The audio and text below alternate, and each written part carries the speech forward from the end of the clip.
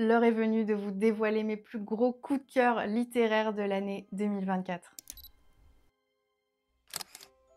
Bonjour à tous, c'est Julia, j'espère que vous allez bien. Moi je suis tellement heureuse de vous retrouver enfin après une petite pause pour vous dévoiler mon top 10 de mes meilleures lectures concernant l'année 2024. Et bien que cette année soit déjà derrière nous, il est encore temps de vous parler de ces livres qui m'ont marqué. Et je sais pas vous, mais les top 10 des livres des meilleures lectures de l'année, c'est vraiment les vidéos que je préfère sur YouTube parce que ça rassemble vraiment le meilleur. Dites-vous bien que tous les livres qui seront présents dans cette vidéo sont d'excellentes lectures, peu importe que ce soit de la 10e à la première position. En tout cas, moi j'espère que pour vous, tout va bien, que vous arrivez à vous évader à travers vos lectures. Et n'oubliez pas aussi de me dire en commentaire quelle a été votre meilleure lecture de l'année 2024. Et comme d'habitude, installez-vous confortablement, attrapez une boisson chaude et quelque chose à grignoter puisqu'on y va, c'est parti.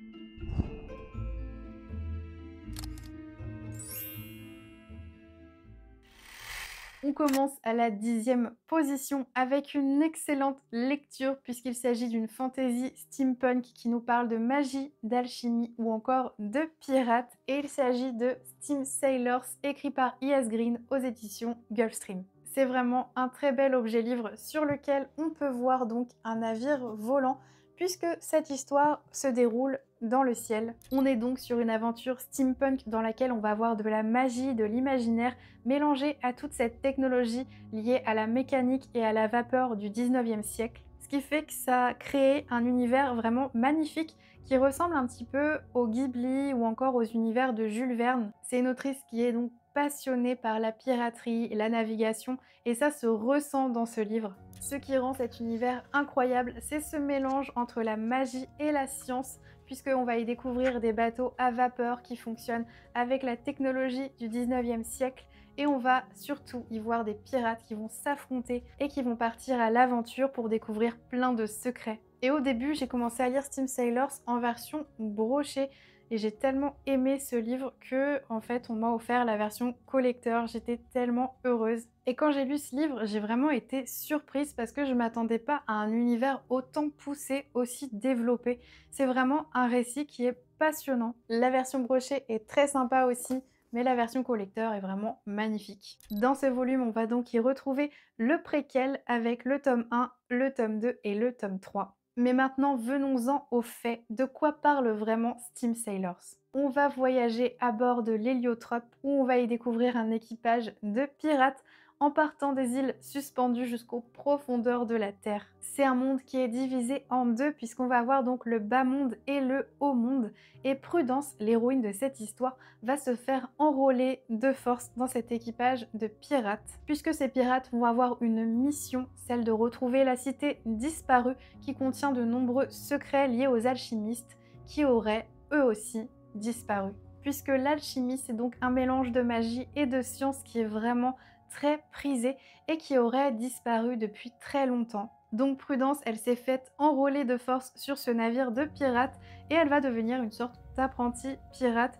Et ce qui est vraiment passionnant aussi, c'est de la voir évoluer sur ce navire et de découvrir tous les recoins parce que il est vraiment passionnant à découvrir. C'est aussi un univers de fantasy très visuel puisque on y voit tous ces navires volants, ces machines à vapeur ou encore ces ciels brumeux. Tout est très bien décrit. On a d'ailleurs beaucoup de termes techniques concernant le navire et ses mécanismes, mais c'est jamais lourd, c'est toujours fluide avec beaucoup d'action. Ce que j'ai vraiment adoré, c'est tout ce système lié à l'alchimie avec les énigmes, puisque cet équipage va mener l'enquête à partir de clés qui seraient disséminées dans le monde pour essayer de retrouver cette cité. C'est un univers de fantasy steampunk qui est merveilleusement aérien puisque on a toujours cette sensation de flotter dans les cieux et c'est ça la force de cette histoire. Je dirais même que c'est ce sentiment d'émerveillement et d'évasion qui en fait une excellente lecture. Je vous conseille vraiment d'enchaîner avec le tome 2 quand vous lisez le tome 1 parce qu'on arrive à un point tellement culminant que c'est juste impossible de s'arrêter. On passe maintenant à la 9e position avec une saga que j'ai terminée en 2024 et qui a été un énorme coup de cœur. Il s'agit donc de la saga Grisha écrite par Leigh Bardugo aux éditions Milan. C'est une saga que j'ai adorée puisqu'on y parle de magie, mais on est aussi plongé au cœur des ténèbres. Et je pense que vous ne serez pas trop surpris de retrouver Grisha dans mon top 10 puisque je vous en ai quand même parlé plein de fois en 2024. Donc ça, c'est la couverture du premier tome. Et mon préféré, c'est celui-ci, le tome 2, donc le dragon de glace. Et le troisième, c'est l'oiseau de feu. Je vous en ai déjà souvent parlé, mais si jamais vous ne connaissez pas du tout Grisha, on y découvre un royaume qui est envahi par les ténèbres, qui est donc le Shadowfold, une nappe d'obscurité qui serait peuplée de monstres. L'héroïne de cette histoire, Alina Starkov, va découvrir qu'elle possède un pouvoir immense puisqu'elle serait l'invocatrice de lumière. Elle va donc tenter de sauver le royaume. Donc Alina va se retrouver au cœur de cette communauté de Grisha qui sont un petit peu l'élite des magiciens. C'est une saga qui est clairement inspirée de la Russie impériale et qui va explorer la notion de pouvoir, la manière dont celui-ci peut vous corrompre et vous isoler et qui va dépendre de la manière dont on l'utilise.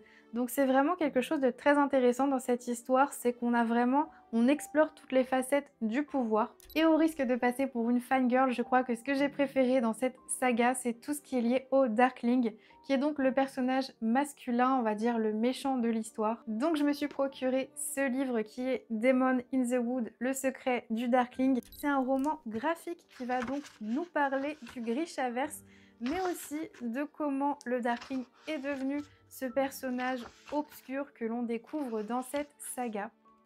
L'univers de Grisha oscille souvent entre la lumière et l'obscurité qui est souvent incarnée par ce personnage. C'est un personnage qui est complexe, charismatique et profondément ambigu, et tout le long de la saga, il y aura toujours ce sentiment de tension mystérieuse. Si vous cherchez un univers de fantaisie foisonnant de détails avec beaucoup d'obscurité, foncez avec l'univers de Grisha de Leigh Bardugo parce qu'il est incroyable. On continue à la 8e position avec un récit graphique. C'est un livre dont je vous ai déjà parlé puisque je l'ai découvert lors d'un vlog lecture l'été dernier et j'avais adoré. Je crois même que je l'avais découvert sur la plage celui-ci. Il s'agit donc de Freaking Romance écrit par Snailord aux éditions Hugo Publishing. On y découvre donc Zilith, une jeune femme de 18 ans qui cherche un logement et elle va trouver un superbe appartement qui est lumineux, spacieux, vraiment l'appartement absolument parfait. Le seul petit bémol, c'est qu'il est hanté. Et cet endroit serait donc hanté par un mystérieux jeune homme qui disparaît dès qu'elle essaie de le toucher. La raison pour laquelle j'ai choisi de l'inclure dans ce top 10, c'est qu'on est clairement sur une histoire qui donne le sourire. C'est très rafraîchissant, très doux, très positif. Il s'agit donc d'une quadrilogie. C'est un livre que je vous conseille vivement si vous cherchez à décompresser et à vous créer une petite bulle de douceur. À la 7e position avec un énorme coup de cœur qui est Divine Darkness, une offrande de chair et de sang écrit par Anatrice aux éditions Hugo Roman. C'est un livre qui est dans la collection Romantasy, mais c'est pour moi surtout une dark fantasy puisqu'on est sur un univers très sombre avec une romance, mais l'univers de fantasy est vraiment très bien développé. Déjà parce qu'on est dans un univers qui mélange romantasy et dark fantasy, mais surtout parce qu'on est dans un univers complètement obscur, peuplé de créatures fantastiques qui ont des pulsions meurtrières, parfois romantiques ou parfois destructrices. Il faut savoir aussi que les terres sont régies par des puissantes divinités qui sont nombreuses puisqu'il va y avoir différents dieux et différentes créatures. Ce qui est très déstabilisant dans cette histoire, c'est que on explore les instincts violents des personnages qui font partie du royaume obscur. On va y suivre une princesse qui est Danae et qui vit sous terre puisque c'est la place qui est réservée au peuple des humains. Et un jour, le dieu du soleil va vouloir se marier et c'est là qu'il va rencontrer notre princesse Danae, qui est une simple humaine finalement. Sauf que ça ne va pas du tout se passer comme prévu puisqu'il va y avoir pas mal de problèmes et Danae va être amenée à rencontrer plus tard le dieu de la nuit. On va y suivre donc l'aventure de Danae qui va se retrouver en plein cœur du royaume obscur. C'est vraiment un univers empreint de magie et de mystère avec une atmosphère très immersive et très envoûtante et le tout à la fois horrifique et féerique. On passe maintenant à la 6e position avec une célèbre fantaisie médiévale qui est Le Sorceleur, écrit par Andrzej Sapkowski aux éditions Brajlon. Le Sorceleur, c'est un succès mondial qui nous parle de créatures fantastiques, de magie ou encore d'intrigues politiques avec un bestiaire fantastique hyper bien développé. J'ai eu la chance de continuer la saga en 2024 puisque j'ai lu le tome 2 qui est L'épée de la Providence. On va y découvrir des royaumes déchirés par la guerre dans une atmosphère très sombre, digne d'une dark fantasy. Mais c'est avant tout l'histoire de Gérald de Rive, un personnage extrêmement touchant qui est un sorceleur qui fait de lui une créature pas totalement humaine qui va avoir pour rôle de chasser des monstres. Mais sa mission principale, ou plutôt sa quête personnelle, c'est de retrouver son humanité perdue. C'est un personnage qui est très solitaire et qui a été modifié génétiquement, ce qui fait qu'il a une apparence particulière assez impressionnante. On parle donc de mutation génétique, mais aussi de destin ou encore de la nature humaine et de la moralité à travers ce personnage qui est Gérald et qui se retrouve dans un monde médiéval où la nuance entre le bien et le mal est parfois très floue. L'aspect médiéval de l'histoire n'est pas seulement esthétique puisque on va avoir forcément des châteaux et plein de choses qui nous rappellent cette période, mais surtout on a des superstitions, des croyances populaires qui vont impacter le personnage de Gérald, puisqu'il va être vraiment mis de côté, considéré comme un paria. Enfin bref, que dire de plus à part que c'est un incontournable de la fantasy. Si vous êtes fan de ce genre littéraire, foncez avec la saga du Sorceleur parce qu'elle est épique.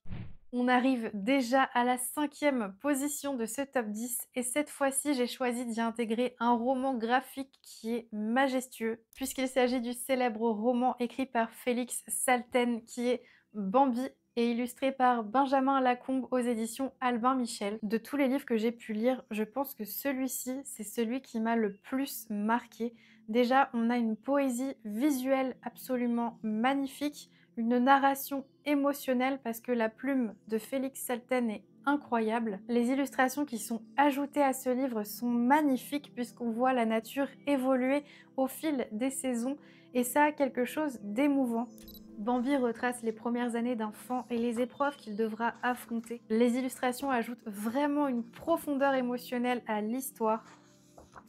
Félix Salten était un auteur juif qui a voulu faire ressentir les persécutions faites aux personnes juives pendant l'antisémitisme qui était à son apogée à la sortie de ce livre. C'est une histoire qui nous apporte une réflexion profonde sur la vulnérabilité, les persécutions et l'injustice. À chaque top 10, je vous cite toujours un livre de Benjamin Lacombe, mais je suis littéralement amoureuse de ses dessins, c'est juste magnifique.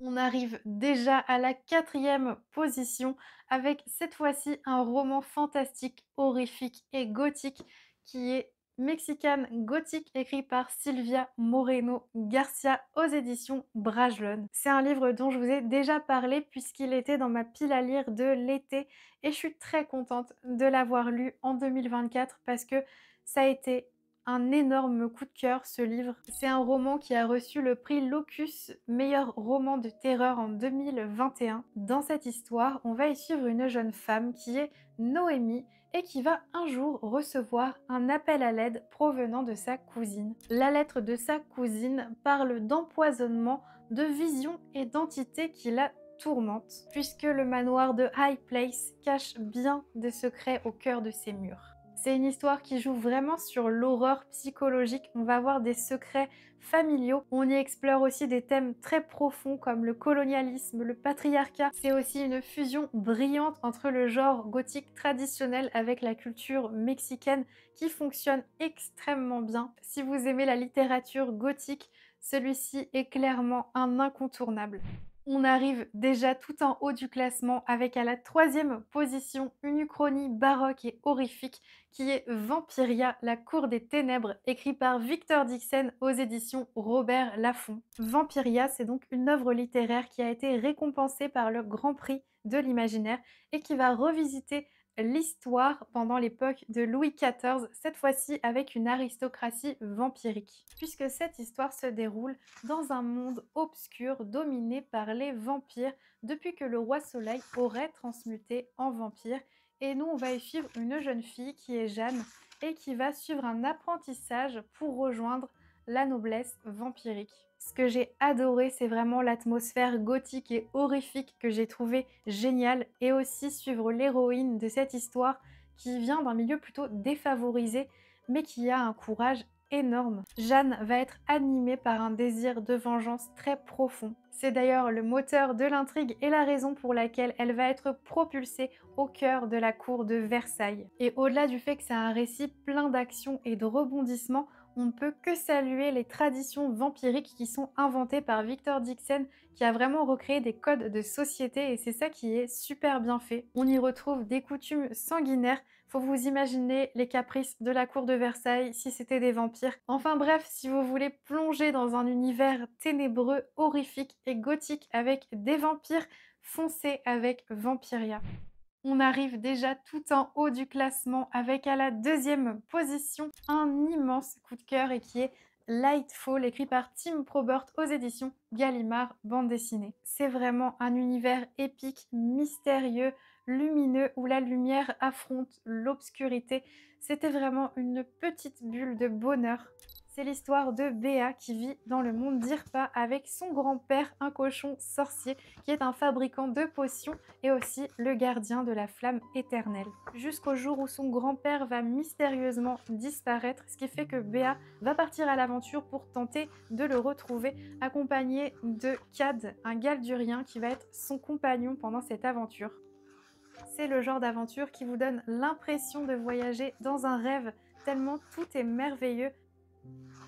Je dirais que c'est vraiment le parfait mélange entre de la cozy fantasy et de la fantasy épique. Et même s'il y a ce côté vraiment douillet dans l'histoire qui rappelle un petit peu la cozy fantasy, on a aussi des personnages obscurs et dangereux. Ce qui est très bien fait aussi, c'est que quand on a des personnages plutôt obscurs, on a une palette graphique beaucoup plus sombre et ça donne une profondeur à l'histoire. On arrive enfin tout en haut du podium avec à la première position de ce top 10, un roman de dark fantasy qui nous parle d'assassins, de dragons ou encore d'apprentissage. Il s'agit donc de La Guilde des Ombres, le don de mort, écrit encore une fois par Anatrice aux éditions Pocket. Il existe aussi en version brochée chez Plume Blanche, mais le papier est vraiment très blanc.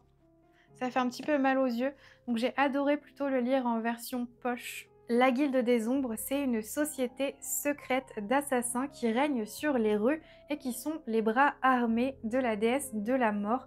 Ils ont des dons exceptionnels qui font d'eux des tueurs vraiment impitoyables. Jusqu'au jour où ils vont accueillir une nouvelle recrue qui est Panama, l'héroïne que l'on va suivre, qui va suivre un enseignement pour intégrer cette fameuse Guilde des Ombres. C'est un récit qui est vraiment grandiose, c'est de la dark fantasy qui explore plein de thématiques. On va avoir toute une culture inventée autour de cette histoire. Ce qui fait que cette histoire est hyper intense, c'est que Panama, elle n'a pas d'autre choix que de réussir, car si elle échoue, elle devra mourir. Je pense que vous l'aurez compris, mais c'est la même autrice qui a écrit ces deux romans qui font partie de ce top 10 et je crois que je suis complètement accro à la plume de Anatrice. Et je serais vraiment très heureuse d'avoir votre retour en commentaire si jamais parmi ces livres il y en a certains qui vous tentent ou même si vous en avez lu certains, n'hésitez pas à me le dire en commentaire. Et nous on se retrouve très vite dans une prochaine vidéo. Je vous souhaite de merveilleuses lectures et je vous dis à bientôt.